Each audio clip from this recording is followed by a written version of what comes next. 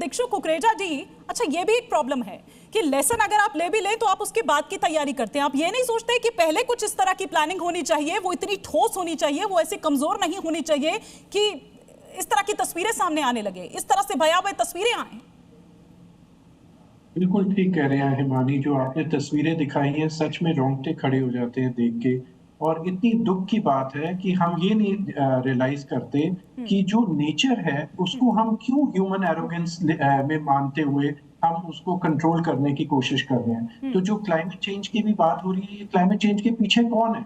ये सिर्फ एक ह्यूमन एरोगेंस है कि हम रियलाइज ही नहीं कर रहे कि नेचर के साथ कैसे डील करना है। और from a planning point of view अगर मैं बात करूं तो मैं हमेशा ये कहता हूं, अभी हमने एक व्हाइट पेपर मेरी foundation CP Kukreja foundation for design excellence ने निकाला, जो हमने सरकार के सामने रखा है, फ्यूचर ऑफ द हिमालयाज। आप मानिए हिमालयाज का इफेक्ट इस दुनिया की 1/4 पॉपुलेशन पे होता है, ये आबादी पे 2 बिलियन लोगों के ऊपर, लेकिन हम ध्यान ही नहीं कर रहे यहाँ पे। और मैं ये नहीं कह रहा कि यहाँ पे डेवलपमेंट नहीं होनी चाहिए, वहां के लोगों को भी अपेक्षा है डेवलपमेंट की, लेकिन डेवलपमेंट सस्टेनेबल और रिस्पॉन्सिबल तरीके से होनी चाहिए।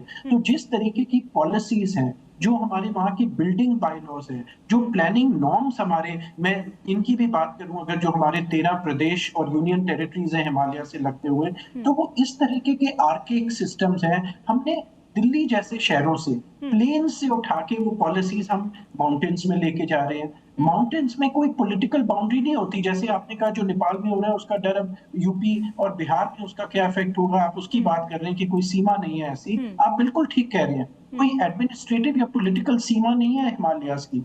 जो चीज हम अपस्ट्रीम में करते हैं उसका इफेक्ट डाउनस्ट्रीम में होता है। ठीक है।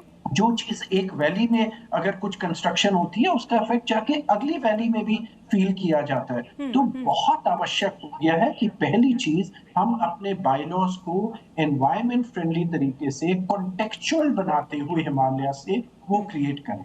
दूसरी चीज जो बहुत जरूरी है कि हम साइलोस में ना काम करें। हमारे यहाँ भी हम कहते हैं जी, हमारे जो टूरिस्ट हैं उनकी पॉपुलेशन बढ़ती है साल बाय साल, हम बड़े वो आंकड़ों से खुश हो जाते हैं सुन के, और टूरिज्म डिपार्टमेंट अपना इंफ्रास्ट्रक्चर क्रिएट कर देता है। रोड वाले रोड्स बना रहे हैं, हिल्स को, माउंटेन्स को फ्लैटन करते हुए।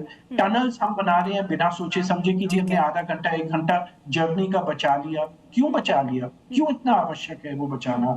और फॉरेस्ट डिपार्टमेंट अपना, तो हर डिपार्टमेंट साइलोस में काम कर रहा है, लेकिन माउंटेन रेंज तो एक ही है ना, वो तो साइलोस में नहीं है।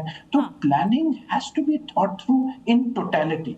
इसी प्लानिंग की तो बात है, उसी रियल टाइम की तो बात है कि वो अगर पहले से पता चल जाए तो शायद इतना नुकसान ना हो। ठीक है, कुदरत के कहर को आप नहीं रोक सकते हैं, लेकिन कम से कम कुछ हद तक कंट्रोल तो कर सकते हैं।